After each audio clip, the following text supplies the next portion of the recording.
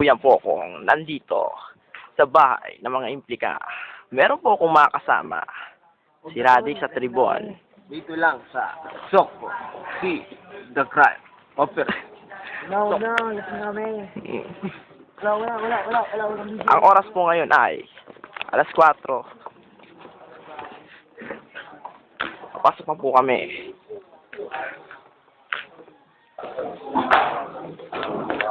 Ang kaganapan sa crime scene. Perdigon. Puyat na.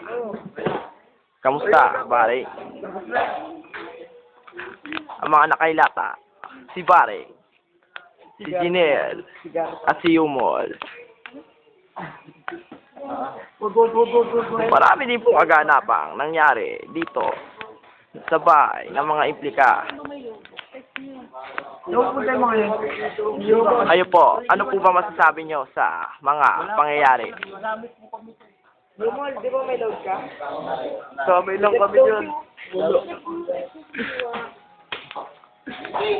Ano pong masasabi nyo sa nangyari? Sabi na comment. Sabi ko. Ano ba? Ano ba? Magsalita ka kayo dyan? Wala, bitin. Bitin. Ano ba ang mga nangyari sa mga nakalipas na oras? Ano po ba ang pinagsasabi niyo bitin? Dito lang sa akin o dito? Dito na sa akin.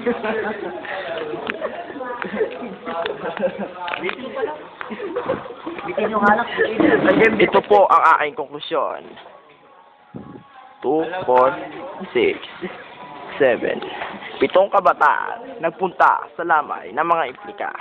Uminom po sila ng Colt 45 at Emperador. Ito po ang isa sa kanila.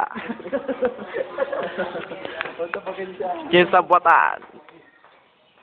At ang pinakapuno, ang tanggero, Ribon. Hindi matanggero, pero mukhang sugarol, David. Perdigon. Ang tanging na biktima at na-impluensya ng mga masasamang loob na ito.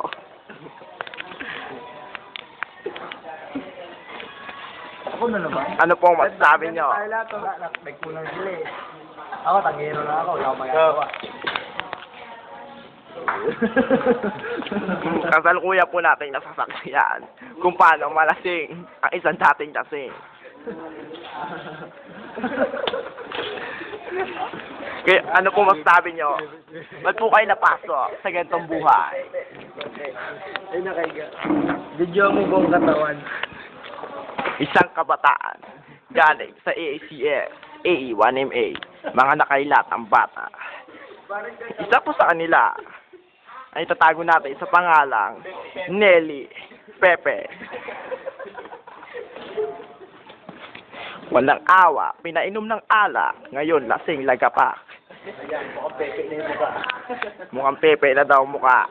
Ulol mo, bakla ka naman eh. Hindi ko umiinom. Bakla, hindi umiinom. Ayan ko, ito po ka, yan, dami na labo. Ang aking kasong may sasampa, reklusyon perpetua. Kamusta? Interview mo si Dasa.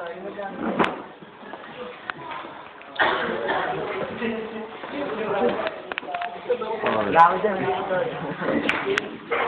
8 kabataan pagkalipas ng pag-inom ng Colt 45 at pagbanat na ng Yossi, Yumol, Jinel, Baring, Radic, Ribon, David. Puta, pinicture pa si David, bakla naman. Picture mo si Pepe. At ito po ang aking dokumentaryo, AE1MA, mga tanggero. Maraming salamat po sa inyong pakikinig at panonood. XX48.